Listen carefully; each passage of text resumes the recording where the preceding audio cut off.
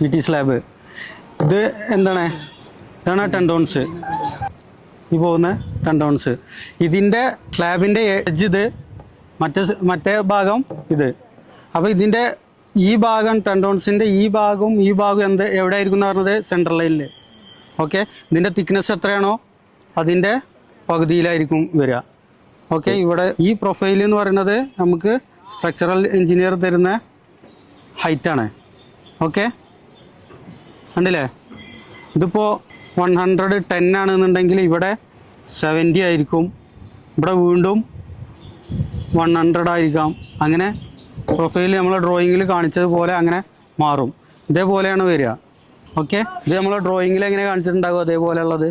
ഇതിപ്പോൾ ഒറ്റ ലൈനായി കയറും. എക്സ് ഡയറക്ഷനിലുള്ള വേറെ പ്രൊഫൈൽ ഉണ്ടാവും, വൈ ഡയറക്ഷനിലുള്ള വേറെ ഉണ്ടാവും. ആ ഡ്രോയിങ് നോക്കിയാൽ നിങ്ങൾക്ക് മനസ്സിലാവും.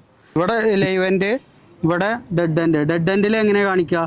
ഇങ്ങനെ കാണിക്കുള്ളൂ. ജസ്റ്റ് ഈ ഭാഗം പുറത്തേക്ക് വരും, ഈ ഭാഗം എന്ത് ചെയ്യും? ഇവിടെ ഉള്ളിലേക്ക് കയറ്റി വെക്കണം. ഇതുവരെ വരുള്ളൂ, പുറത്തേക്ക് വരില്ല. ഇത് ലൈവ് എൻഡ് ആണെന്നുണ്ടെങ്കിൽ പുറത്തേക്ക് വരും. ഇത് ഡെഡ് എൻഡ് ആകുമ്പോൾ ഉള്ളിലേ നിൽക്കുക. Well Fabs Academy.